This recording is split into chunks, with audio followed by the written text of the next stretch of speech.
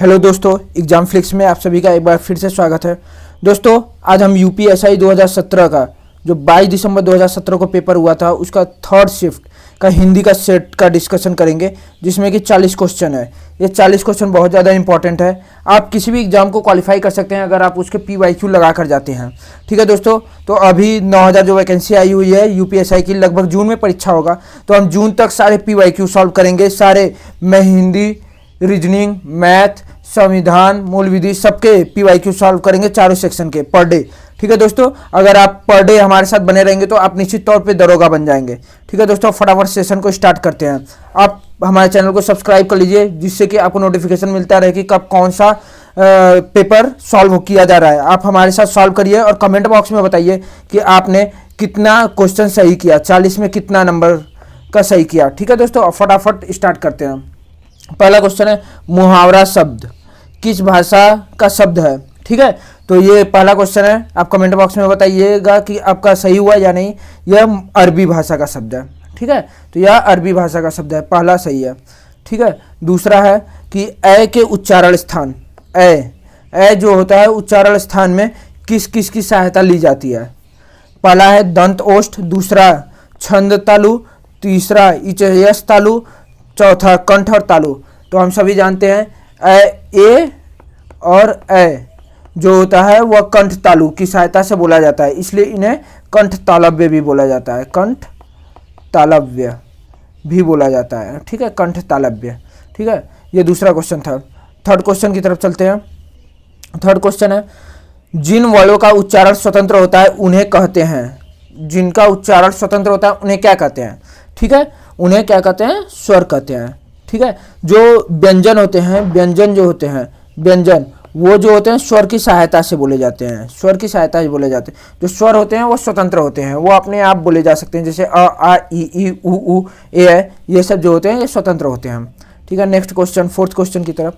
निम्नलिखित वाक्यों में से कौन सा वाक्य शुद्ध है, मतलब कौन सा वाक्य शुद्ध है, ग्रामेटिकली कौन सा वाक्य शुद्ध है। ठीक है, पहला दिया हुआ है, न्यायालय ने उसको निर्दोष बनाया, न्यायालय ने उसको निर्दोष बनाया। ठीक है, यह सही नहीं है। तीसरा, निरपराधी को दंड देना उचित नहीं है। ठीक है, अगर यहाँ पे निरपराध रहता तो यह क्वेश्चन सही होता। ठीक है, तीसरा क्या है, न्यायालय ने उसको अपराधी लगाया, लगाया थोड़ी ना होगा, न्यायालय ने उसको अपराधी बताया, यह भी गलत है, यहाँ बताया होगा। न्यायालय ने उसको निर्दोषी ठहराया, नहीं, न्यायालय ने उसको निर्दोष ठहराया, ये यहाँ पे गलत है। ठीक है, यहाँ जो होता है एग्जाम में ये जो क्वेश्चन हुआ था वो इसमें बोला गया था कि यहाँ पे निरपराध होगा, निरपराध, ऑप्शन बी सही होगा। ठीक है, ये क्वेश्चन गलत था एग्जाम में, आप सभी ध्यान देंगे। यहाँ पे निरपराध रहता, आंसर में बताया गया था कि अगर निरपराध रहेगा तो ऑप्शन बी सही है, तो इसका आंसर जो सही है ऑप्शन बी।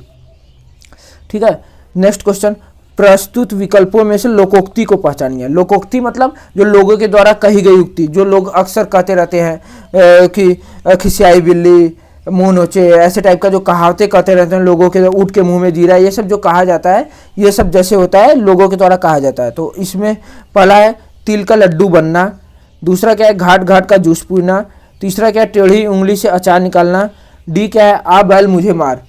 ठीक है, तो इसका जो आंसर होगा वो फोर्थ होगा, आ बैल मुझे मार। लोग अक्सर ही कहते रहते हैं ना कि आ बैल मुझे मार। आप सुने होंगे, गांव में जो रहता होगा उसे तो पता होगा 100% कि लोग हमेशा ये कहते रहते हैं।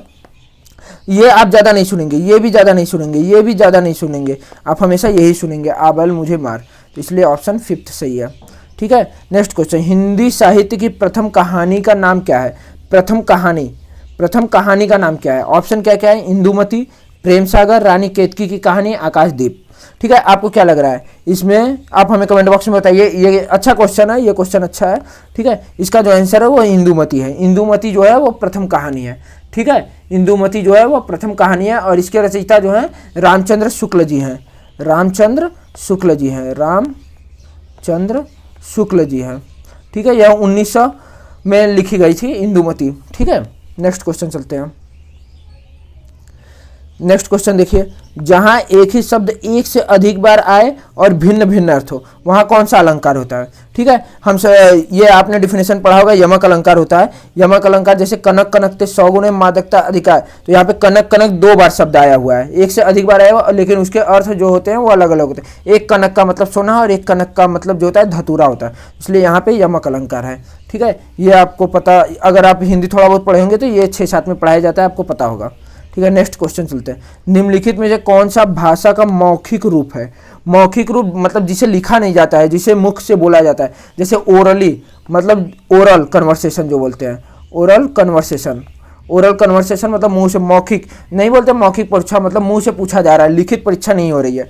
ठीक है, जैसे इंटरव्यू जो होता है वो मौखिक होता है, वह ओरल कन्वर्सेशन होता है। तो इसमें जो होगा पत्र, पत्र तो लिखा जाता है, ये ऑप्शन नहीं होगा। परियोजना भी, परियोजनाएं जो होती है वो पूरा डिटेल्ड लिखा जाता है उसके बारे में, तो ये भी नहीं होंगे। निबंध भी लिखा जाता है। परिचर्चा होगी, जो चर्चा की जाती है, मतलब जैसे हम एक दूसरे से चर्चा करते हैं, तो वह जो होता है परिचर्चा जो होता है वो मौखिक होता है, मतलब ओरली होता है, उसे कोई लिखने की जरूरत नहीं पड़ती है।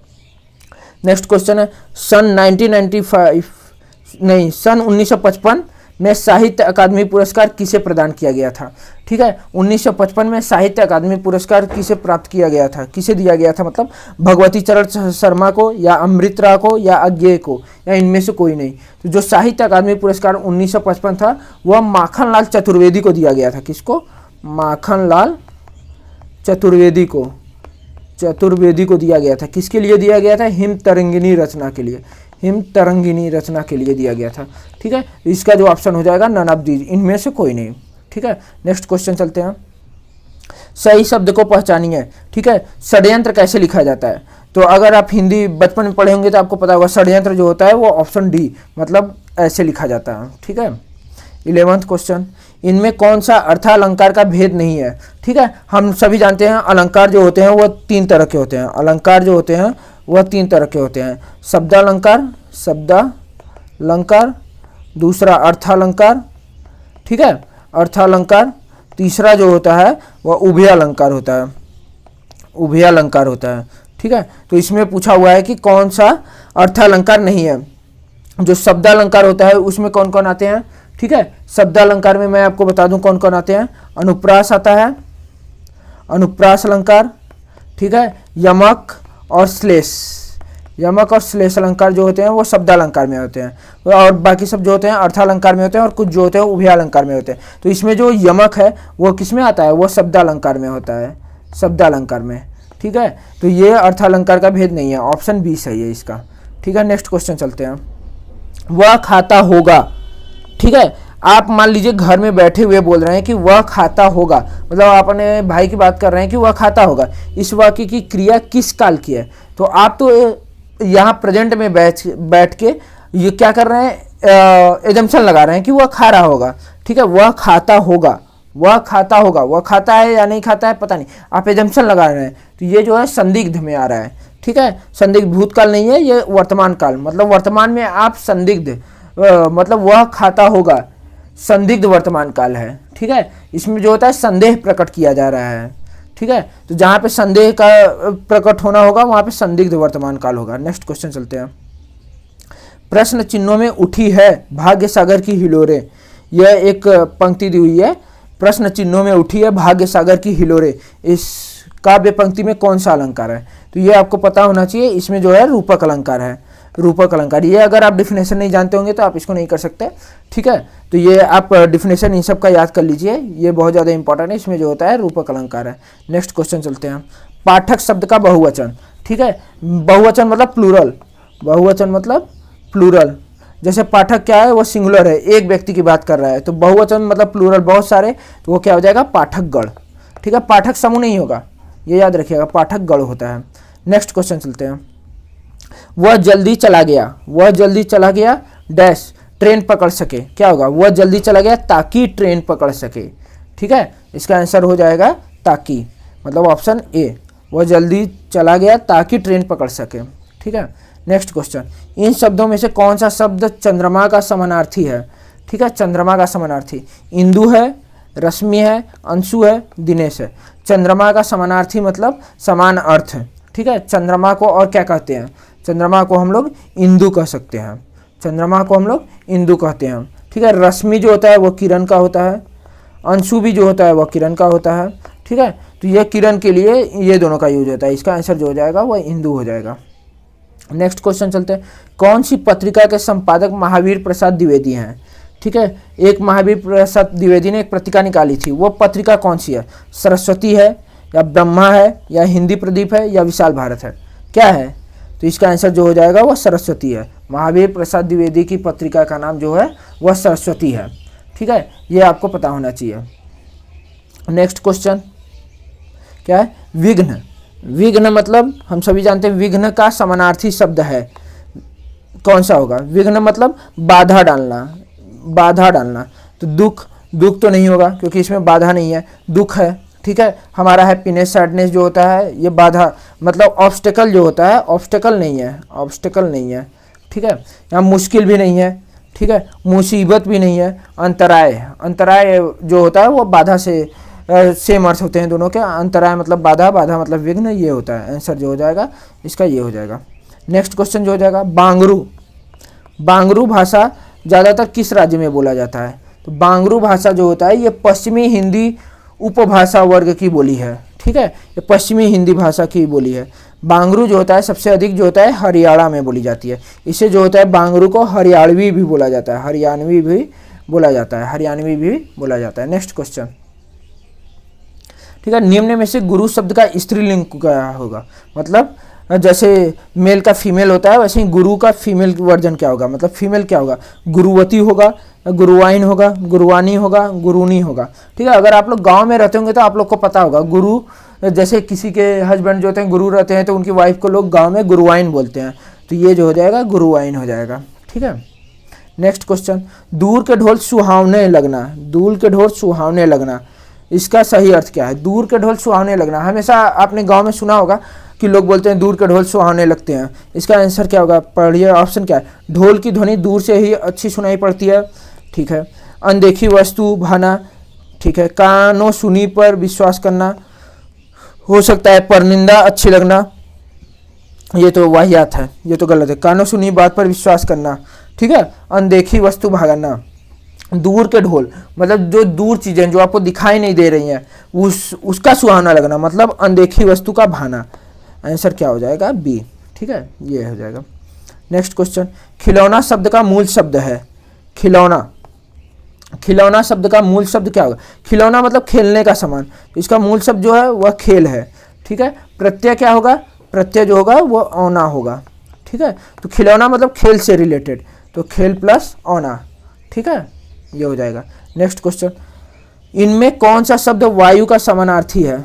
ठीक है, कौन सा शब्द वायु का समानार्थी शब्द नहीं है? सॉरी, शब्द नहीं है बोला है। अनिल, अनिल मतलब हम सभी जानते हैं आग, ठीक है, आग होता है। मारुत मतलब हवा, वायु।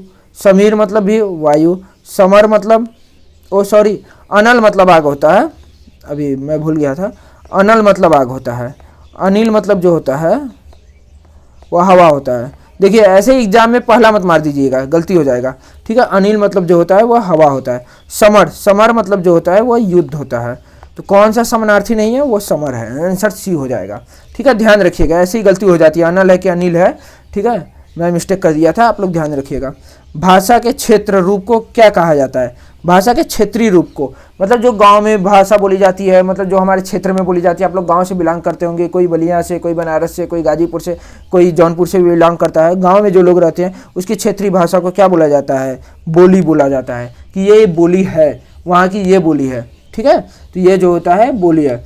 अभी तक 25 क्वेश्चन हो गए हैं। आप लोग कमेंट बॉक्स में बताइए आप 25 में कितना क्वेश्चन सही कर पाए हैं, ठीक है, कमेंट बॉक्स में बताइए। नेक्स्ट क्वेश्चन चलते हैं, ठीक है। नेक्स्ट क्वेश्चन, कौन सा शब्द नवीन शब्द का विरुद्धार्थी है? मतलब नवीन का विरुद्धार्थी मतलब अपोजिट। अपोजिट क्या है? नवीन का अपोजिट है।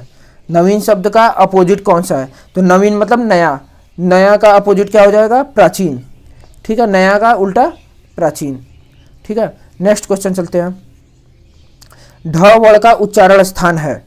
ढ वर्ण का उच्चारण स्थान है, ढ वर्ण का उच्चारण स्थान है। तो हम सभी जानते हैं ट में आता है ट, ठ, ड, ढ ड़, ठीक है। तो ढ किसमें आ रहा है, ट वर्ग का चौथा वर्ड है, ट वर्ग का चौथा वर्ड है, ठीक है। ये कलम, कलम शब्द का बहुवचन बताइए, कलम का प्लूरल क्या होगा, प्लूरल, कलम का प्लूरल क्या होगा, तो कलमे होगा, अनेक कलम होगा, कलम होगा, इनमें से कोई नहीं होगा। तो कलम का जो बहुवचन होता है वो कलमे होता है, ठीक है।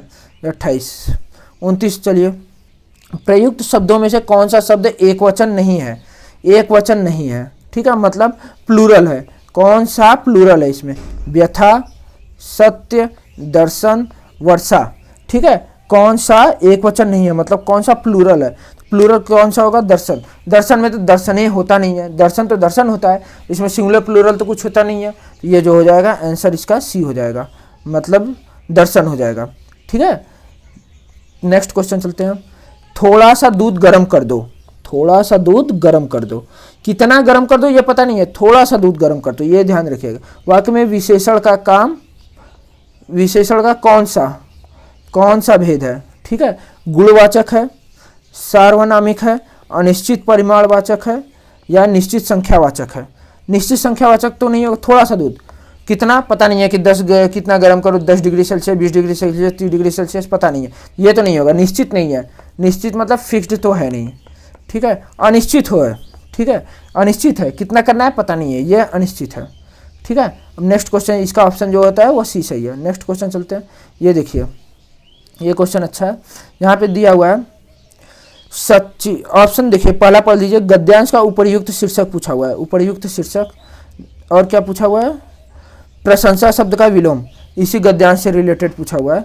देखिए 31 से 33 तक दिए हुए हैं 3 क्वेश्चन, उसको ध्यान से पढ़कर आप इसको ध्यान से पढ़िए। देखिए क्या दिया, बहुत से लोगों को मित्रता करना, बहुत से लोगों से मित्रता करना भी ठीक नहीं है, मतलब आपको ज़्यादा फ्रेंड नहीं बनाना चाहिए, क्योंकि सच्ची और आदर्श मैत्री एक दो से ही संभव है, ठीक है। आपके जितने फ्रेंड हैं वो सारे तो अच्छे होंगे नहीं, ऑब्वियस सी बात है, एक दो ही उसमें अच्छे होंगे, ये बोल रहा है। यह भी ध्यान रखना चाहिए कि किसी को भी अपने प्रेम और विश्वास में लेने से पहले खूब जांच परख कर लेनी चाहिए, ठीक है, ये आपको ध्यान रखना चाहिए। ये क्या बोल रहा है कि आप किसी पे भी ऐसा नहीं कि अंधा विश्वास कर रहे हैं, कुछ भी बोल रहा है मान ले रहे हैं, आपको उसको पहले जांच पर रख लेना चाहिए कि वो कैसा है, वो विश्वास करने के पात्र है या नहीं, ये बोल रहा है। और फिर धीरे धीरे निरंतर अपने प्रेम को प्रगाढ़ता मतलब मजबूती प्रदान करते हुए रहना चाहिए, ठीक है। प्रसिद्ध विद्वान ड्यूमाज का पक्की मित्रता का मंत्र बताते हुए कहना है कि, मतलब ड्यूमाज के अनुसार पक्की मित्रता, ट्रू फ्रेंडशिप क्या है, मनुष्य जो स्वयं करे उसे भूल जाए, मतलब जो खुद करे वो भूल जाए और उसका मित्र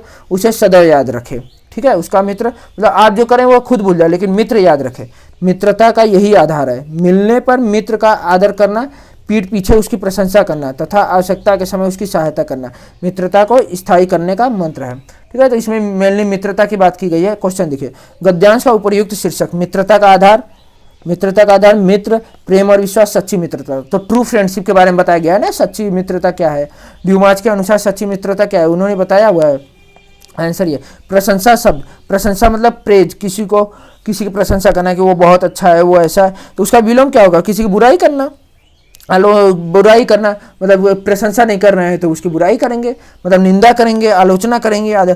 प्रशंसा के लिए जो वर्ड यूज होता है अपोजिट वो निंदा होता है, प्रशंसा का अपोजिट जो होता है वो निंदा यूज होता है, ठीक है, बुराई आलोचना नहीं यूज होता है, ठीक है। वही उसी का जो होता है ड्यूमाज, उस पैसेज में आया हुआ था ना, ड्यूमाज ने मित्रता क्या मंत्र बताया था, तो ड्यूमाज ने क्या कहा था कि जो अपने काम करें वो भूल जाए लेकिन मित्र सदैव याद रखे, ठीक है। अपने द्वारा की गई भलाई का बयान रखना चाहिए, ऐसा उन्होंने नहीं कहा। मित्र द्वारा की गई भलाई को भूल जाना चाहिए, नहीं, मित्र को हमेशा याद रखना है कि उसने हमारी मदद की। अपने द्वारा की गई भलाई को याद रखना चाहिए, नहीं, अपने द्वारा किए गए कार्य को भूल जाना चाहिए। मित्र द्वारा की गई भलाई को सदैव याद रखना चाहिए, यही मतलब अपने द्वारा किए गए कार्य को भूल जाना चाहिए और मित्र द्वारा किए गए कार्य को सदैव याद रखना चाहिए, ठीक है। नेक्स्ट क्वेश्चन चलते हैं, धूमिल शब्द का विपरीत शब्द है, ठीक है। धूमिल हो जाना मतलब फीका पड़ जाना, आप कहते हैं ना कि ये कलर धूमिल हो गया है, ठीक है, तो धूमिल का मतलब अपोजिट क्या हो जाएगा, उज्ज्वल। उज्ज्वल मतलब कि अच्छा दिखे, जो कि प्रकाशवान दिखे, ठीक है, वो होता है। नेक्स्ट होता है, चौथा व्यक्ति ज़्यादा होशियार है, चौथा व्यक्ति ज़्यादा होशियार है, इस वाक्य में चौथा क्या है, ठीक है, पूछा हुआ है चौथा क्या है, तो चौथा क्या है ये आपको बताना है। तो ये क्या दिख रहा है आपको, चौथा जो है, सॉरी बैटरी लो हो गई है, चौथा क्या है, और चौथा जो इसमें क्या बोल रहा है, इस वाक्य में चौथा क्या है, चौथा क्या है, यहाँ पे नंबर बता रहा है ना, तो मतलब संख्या, नंबर मतलब संख्या, तो संख्यावाचक विशेषण है, ऐसे याद रखिए। अगर आपको नहीं समझ, चौथा क्या है, ये नंबर है, नंबर मतलब संख्या, तो संख्या ऑप्शन सी सही है। देखिए ये होगा। नेक्स्ट क्वेश्चन, ठीक है, न हो तो फिल इन द ब्लैंक्स, ठीक है, न हो तो प्रकाश को कौन पूछे। अगर क्या नहीं हो तो प्रकाश की जरूरत हमें कब पड़ती है, ठीक है, धुंधला रहता है तब, या अंधकार रहता है तब, या अंधेरा रहता है तब, या उजाला रहता है तब। तो जब अंधकार रहता है तभी हमें प्रकाश की जरूरत पड़ जाती है। तो अंधकार न हो तो प्रकाश को कौन, देखिए अंधेरा भी अप्रोप्रिएट लग रहा है, लेकिन सबसे ज़्यादा अप्रोप्रिएट क्या है, वो अंधकार है, तो ऑप्शन बी सही है। अंधकार न हो तो प्रकाश को कौन पूछे, सही बात है। अंधकार न हो तो, यह अंधेरा जो होता है लाइट से रिलेटेड है, ठीक है, यहाँ अंधकार जो होता है लाइट से, यहाँ जो होता है। हिंदी के स्थान पर अंग्रेजी को सन 1855 में भारत की शिक्षा और प्रशासन की भाषा के रूप में किसने स्थापित किया, ठीक है, ये बोला है, हिंदी के स्थान पर अंग्रेजी को सन 1855 में भारत की शिक्षा और प्रशासन की भाषा के रूप में किसने स्थापित किया।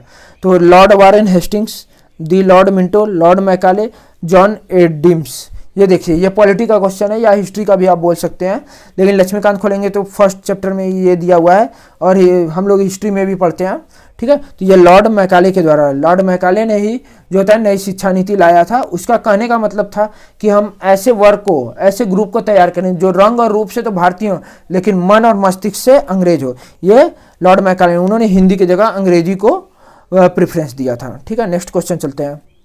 नेक्स्ट क्वेश्चन क्या है, खिसियाई बिल्ली खंभा नोचे, खिसियाई बिल्ली खंभा नोचे, इस लोकोक्ति का सही उत्तर, ठीक है। खिसियाई बिल्ली, खिसियानी बिल्ली खंभा नोचे, तो इसका क्या है, किसी बात पर क्रोध करना नहीं, अपनों से बड़ों पर क्रोध करना नहीं, कायरतापूर्ण व्यवहार करना नहीं, खिसियाया हुआ व्यक्ति अपनी खीज या गुस्सा दूसरों पर निकालता है, सही बात, ऑप्शन डी इसका करेक्ट है। देखिए कितना सिंपल क्वेश्चन आया हुआ है। नेक्स्ट क्वेश्चन चलते हैं, सॉरी नेक्स्ट क्वेश्चन शायद ख़त्म हो गया क्या, ठीक है देख लेते हैं, ख़त्म हो गया क्या,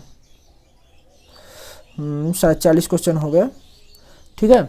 ये हमारा 40 क्वेश्चन पूरा हो गया, ठीक है। आप लोग हमें कमेंट बॉक्स में बताइए कि आपके कितने क्वेश्चन सही हुए, ठीक है। आप हमें बताइए कि आपके 40 में से कितने नंबर आए, 40 क्वेश्चन में कितना क्वेश्चन सही हुआ। अगर दोस्तों सेशन अच्छा लगा हो तो सब्सक्राइब कर दीजिएगा, और चैनल को सब्सक्राइब करिए, वीडियो को लाइक करिए, और अपने दोस्तों के साथ शेयर करिए जो यूपीएसआई की तैयारी कर रहे हैं। अभी देखिए जून में परीक्षा लगभग होना है, 15 से 30 जून के बीच में होगा, 15 to 30 जून के बीच। मैं 15 जून तक सारे PYQ लाऊंगा, चारों सेक्शन के, मैथ, रीजनिंग, हिस्ट्री, पॉलिटी वाला जो सेक्शन होता है, और हिंदी, चारों के मैं पूरा लेके आऊँगा। आप सभी चैनल को सब्सक्राइब कर लें जिससे आपको नोटिफिकेशन मिलता रहे। आप पढ़े हमारे साथ सेशन एंजॉय करिए, और बताइए आप कितने क्वेश्चन अटेम्प्ट करें। अगर आप सारे PYQ लगा कर जाएंगे तो आप ऐसे एग्जाम में अच्छा कर जाएंगे, ठीक है दोस्तों। अभी नेक्स्ट सेशन हम मैथ का लेके आएंगे, आप प्लीज़ सब्सक्राइब कर लीजिए और पता चल जाएगा आपको, ठीक है दोस्तों। बाय।